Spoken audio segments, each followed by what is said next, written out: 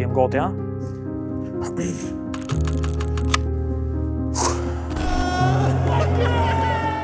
Nuk ka ndodhë me ullin këtë karrike edhe me ju drejtu kësaj kamere edhe me pas të vështirë me gjetë fjallë.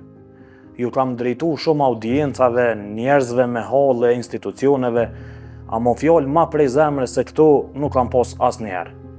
Po du me ju drejtu djemve ma të mirë të këtij vendi, djemve që kanë zgjedhur me përfaqësu shtetin, flamurin edhe kombëtarën e Kosovës. Edhe nëse nuk e shohin, po du me i thonë disa fjalë, edhe pse dikush mundet me quajt patetike. Pak kush e din që karrierën si gazetar e kam nisë në sport. Ama në vend që me fol si gazetar, po du sot me fol si tifoz. Si tifoz që pa t'i raportu kur Kosova u pranu në UEFA, kur pa t'u thu me motin me shi për ndeshjen me Haitin në Mitrovic, kur në 5 shtatorin e vitit 2016, në çdo orë publikoja nga një lajm të tipit filan lojtari merr aprovimin nga FIFA që të luaj kundër Finlandës, se nuk dijej asa do të mund t'i bënim 19 lojtarë të dalin në fushë. Si djali i ri që pa ta shku në Shkodër kur nuk ishim as stadium, kur i ndjekja edhe në stërvitje në ato fusha që pak metra më tutje dilte tymi i termocentraleve.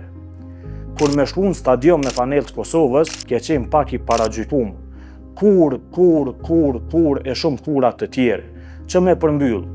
Kur nuk e kam lënë vetëm këtë kombëtare në asnjë ndeshje si vendas, as në miqësore e as në ndeshje zyrtare, as kur policia gjuante me gaz lëcjell se bëj hallakon për bileta, e as kur biletat nuk i blente kërkush se Kosova nuk ishte në formë.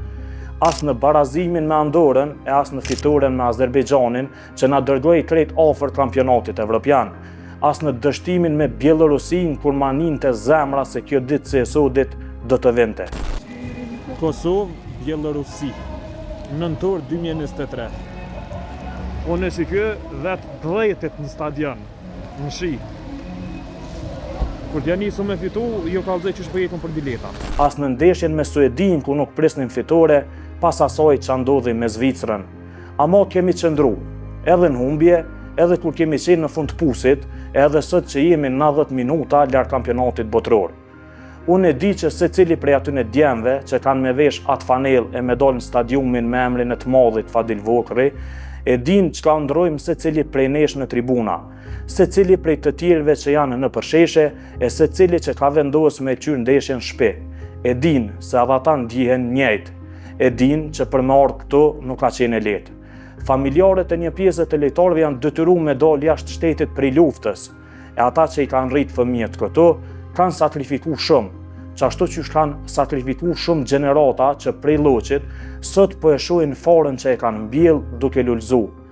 Ama është një gjë që i bashkon ata djem që janë rrit jashtë e ata që kanë dalë prej futbollit Kosovës. Dashnia për fanellën, për shtetin, për flamurin, për kombin. Bashkë me Valonin që e ka lanë Norvegjin, Leonin e Albionin që e lanë Zvicrën, Fisnikun që erdhi prej ditës parë te Kosova, apo Miloti, Vedati, Amiri, Edoni, Ljumbardi, Dioni e plot të tjerë që u rritën o zhvilluan këto. Krejt e kanë veç një qëllim, me ja jetësu ëndrrën një popullit të hekum keq, një popullit që veç momentet si ky i bashkon. Shtetit matri në Evropë, për të cilin kualifikimi në botror do të ishte si pavarësi e dytë. Andaj, djema, ju jeni ata që mund ta shpallni pavarësinë e dytë e Kosovës, sepse kur emrat ju shkruhen në histori, askush për asnjë çmim nuk mund t'i fshi ata. Edhe nëse jo, edhe nëse humbim, edhe nëse fitojmë, unë po ju them sot faleminderit për gjithçka. Prej luftës jemi rrit, ky popull nuk njeh frikë, kemi luftuar me shpirt edhe kur s'kemi pa dritë.